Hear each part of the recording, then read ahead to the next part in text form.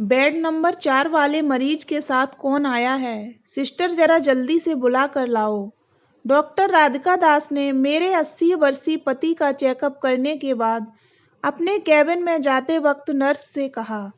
जी doctor, कल रात से ही एक बुजुर्ग महिला बाहर बैठी हैं। वही इन्हें एडमिट करवाने के लिए लाई थी जब उन्हें सांस लेने में बहुत ज़्यादा दिक्कत आ रही थी। इनके बेटे बेटी या पोते पोती साथ में जरूर होंगे। जाओ उन्हें बुलाकर लाओ। नर्स मेरे पास खड़ी हो इधर उधर देख रही है। अम्मा जी, मैं इतनी देर से किसी नर्स के आने का ही तो इंतजार कर रही थी। अपनी छड़ी टेक कर खड़ी होती हूँ तो पैर लड़खड़ा जाते हैं और दोबारा वहीं बेंच पर बैठ जाती हूँ। अब कैसे हैं मिश्रा जी? डॉक्टरों ने क्या कहा है? क्या हुआ है उन्हें? जल्दी तो ठीक हो जाएंगे ना वो? मैंने अपनी कांपती हुई आवाज में प्रश्नों की झड़ी लगा दी। अम्मा जी, आपका बेटा बेटी जो भी आपके साथ में आया हो उसे डॉक्टर राधिका दास के केबिन में भेज दीजिए। इतना कहकर नर्स चली गई मेरी बात सुने बिना।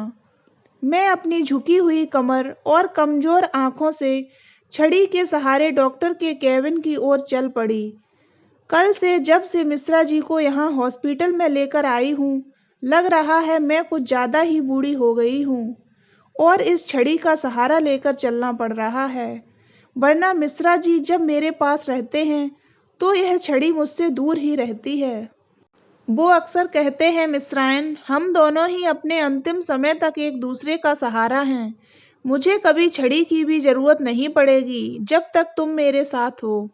शादी के 2 साल बाद से ही मिश्रा जी की माँ परेशान हो गई थी। हमारी संतान न होने पर उन्होंने अपने पोते पोती का मुंह देखने के लिए कितनी मन्नतें की, पूजा पाठ यज्ञ तो करवाया ही, साथ ही हमें शहर के बड़े से बड़े डॉक्टर के पास इलाज के लिए भी भेजा। हम दोनों माँ का मन रखने के लिए उनकी सारी बातें मानते तो थे, पर मिश्रा जी मुझसे हमेशा कहते, परेशान मत रहा करो मेरी मीना, हमारे बच्चे नहीं हुए तो क्या हुआ, हम दोनों एक दूसरे का सहारा बनेंगे और हमेशा साथ रहेंगे। जब तू 95 साल की हो जाएगी और मैं 100 साल का, देख छड़ी तो मैं कभी पकड़ूंगा नहीं और ना ही तुझे जरूरत पड़ेगी, तो तू मेरी छड़ी बनेगी ना और मैं तेरी। एक दूसरे का हाथ पकड़कर हम अपने जीवन की शाम को भी पार कर लेंगे। मैं राधिका दास के केबिन में पहुंची तो देखा एक 24-25 साल की लड़की गले में स्टेथोस्कोप टांगे खिड़की से बाहर देख रही है। मैंने दरवाजे पर नॉक किया और अंदर चली आई। अपने हाथ जोड़कर मिश्रा जी के बारे में पूछा। आप मिश्रा जी की वाइफ हैं? आपके बच्चे नहीं आए क्या? मैंने नर्स को कहा कि आपके बेटे बेटी से बात करनी है। आप निसंकोच कहिए मुझसे, उनकी पत्नी हूँ मैं। हमारी संतान नहीं है। माफ़ कीजिएगा, मुझे नहीं पता था। हमारे हॉस्पिटल में ज़्यादातर बुजुर्गों के साथ उनकी संतान आती हैं और कई बार उन्हें एडमिट कराकर उनकी खोज खबर लेती ही नहीं हैं। कई बार तो हमारी फीस भी जमा नहीं कराती। आप चिंता मत कीजिए डॉक्टर, मैंने अभी तक की हॉस्पिटल में इलाज के सारे पैसे जमा कर दिए हैं। आगे भी जितना खर्च आएगा मैं समय पर जमा करा दूंगी। आपने बिल्कुल समय पर इन्हें यहाँ एडमिट करवाया। हल्का सा पैरालिसिस अटैक आया है जो कि इलाज के बाद ठीक होने की संभावना है। लगातार 1 महीने तक फिजियोथेरेपी रोज करवानी होगी। जी डॉक्टर, क्या मैं उनसे अभी मिल सकती हूँ? हाँ, जाइए और मिल लीजिए। वह शायद आपको ही बुला रहे हैं। और मुझे लगा कि अपनी बेटी को पुकार रहे हैं। मीना आपका ही नाम है क्या? हाँ मिश्रा जी मुझे इसी नाम से बुलाते हैं। वैसे मेरा नाम मीनाक्षी मिश्रा है। मैं केबिन से निकलकर उनके पास गई और जैसे ही उनके पास पहुंची मुझे अपने हाथ में पकड़ी छड़ी याद आई जिसके सहारे से चल रही थी। मैंने उसे एक तरफ रख दिया क्योंकि जानती थी उन्हें यह देखकर बहुत तकलीफ होगी कि मैं इस छड़ी के सहारे चल रही हूँ। मुझे देखकर उनकी आंखों से आंसू बह रहे थे। मेरे हाथों को पकड़कर रोने लगे। यह क्या हो गया मीना? उनकी आवाज़ स्पष्ट नहीं थी पर मैं तो उनके दिल की धड़कन भी सुन सकती थी। मैं तुझे अकेला छोड़कर हॉस्पिटल के इस बेड पर लेटा हूँ और पता नहीं कब तक इसी तरह यहाँ लेटा रहूँगा। पता नहीं अब कभी अपने पैरों पर खड़ा भी हो पाऊँगा या नहीं। अभी तो हाथ भी नहीं हिला पा रहा हूँ। आप चिंता मत कीजिए, जल्द ही हम दोनों फिर से पार्क में जाएंगे और घंटों वहाँ बैठेंगे, बातें करेंगे। पता नहीं मीना, मैं अब कभी ठीक हो पाऊँगा या नहीं। काश हमारे बच्चे होते तो मैं चैन की नींद सो सकता था, इस दुनिया से विदा हो सकता था। पर अब मेरे जाने के बाद तुम बिल्कुल अकेली हो जाओगी। मैंने अपने कांपते हाथों से अपनी उंगली उनके मुंह पर रखी। ऐसा मत कहिए, आप जल्दी ठीक हो जाएंगे। और ऐसा किसने आपसे कहा कि अगर हमारे बच्चे होते तो हमें संभालते ही आज? अगर ऐसा सबके साथ होता कि बुढ़ापे में उनके बच्चे उनके साथ रहते और उनकी देखभाल करते, जिस तरह माँ बाप बच्चों को जन्म दे बच्चों को पालते पोसते हैं, इस उम्मीद में कि वह भी बुढ़ापे में उनका सहारा बनेंगे। यह अगर सच होता तो इस दुनिया में वृद्धाश्रम होते ही नहीं। एक सप्ताह हॉस्पिटल में रहने के बाद मैं उन्हें लेकर घर आ गई। रोज शाम को फिजियोथेरेपिस्ट घर आता। दवाइयाँ समय पर चल रही थीं।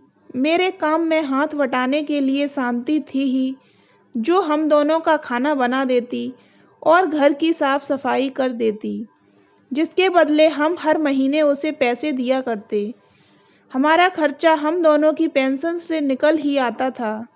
यह बैंक से रिटायर्ड हुए थे और मैं भी सरकारी स्कूल में प्रिंसिपल की पोस्ट से कुछ साल पहले ही रिटायर हुई थी। रिटायरमेंट के बाद हम दोनों फिर से बच्चे ही बन गए थे।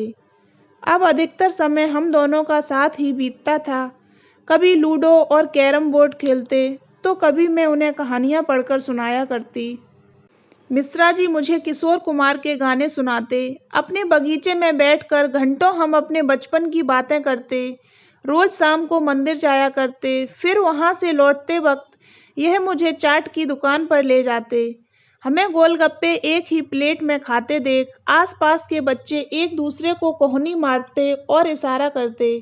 मैं समझ जाती वह लोग क्या कहना चाहते हैं। इस उम्र में भी इन दोनों में इतना प्यार है।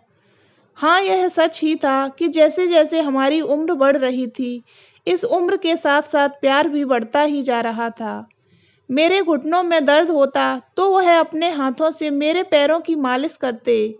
मैं मना किया करती, अच्छा नहीं लगता जी, आप मेरे पैर छूते हो। यह काम तो मेरा है, मुझे आपकी सेवा करनी चाहिए। वो हंस कर कहते, जब सेवा का मौका मिलेगा तब तुम ही करोगी ना, और कौन करेगा। अभी तुम्हारे पैरों का दर्द कम हो जाएगा, तभी तो चलेंगे हम लोग घूमने बिना छड़ी के सहारे। जब मैं पार्क में अपने पड़ोसी शर्मा जी को उदास अकेले बैठा देखती तो मन दुखी हो जाता। बढ़ती उम्र के इस समय जब उन्हें अपनी पत्नी की सबसे ज़्यादा ज़रूरत थी, तो वो उनसे अलग रहने पर मजबूर थे। 4 बेटे और चारों अलग अलग शहर में रहते हैं। मिश्रा जी के साथ ही बैंक में काम किया करते थे। रिटायरमेंट के बाद बच्चों ने प्रॉपर्टी का बंटवारा कर लिया और बंटवारा हो गया दोनों पति पत्नी का भी। अपना घर बेचकर और शर्मा जी की रिटायरमेंट के बाद मिले सारे पैसों को चारों बेटों ने अपनी सुविधा के अनुसार फ्लैट खरीद लिया। बरसों साथ रहने के बाद अब उन्हें अलग अलग रहना पड़ता है, जबकि अभी ही उन्हें सबसे ज़्यादा ज़रूरत थी। कभी कभी सोचती हूँ कि अच्छा ही हुआ जो हमारे बच्चे नहीं हुए, वरना कहीं हमें भी शर्मा जी और उनकी पत्नी की तरह अलग अलग न रहना पड़ता। हम दोनों साथ में तो हैं, अपने घर में अपनी मर्जी से जो चाहे वह कर सकते हैं।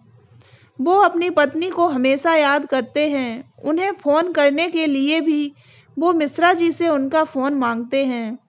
उनका मोबाइल पोते ने तोड़ दिया। कई बार चारों बेटों को कह चुके हैं ठीक करवाने के लिए, पर किसी ने उसे ठीक नहीं करवाया। महीने भर के इलाज के बाद ही मेरे मिश्रा जी ठीक हो गए। अब यह बिना छड़ी का सहारा लिए मेरे कंधे पर हाथ रखे पार्क में टहल रहे थे। तो दोस्तों, अगर आपको ये कहानी अच्छी लगी हो तो वीडियो को लाइक करें और हमारे चैनल को सब्सक्राइब अवश्य करें।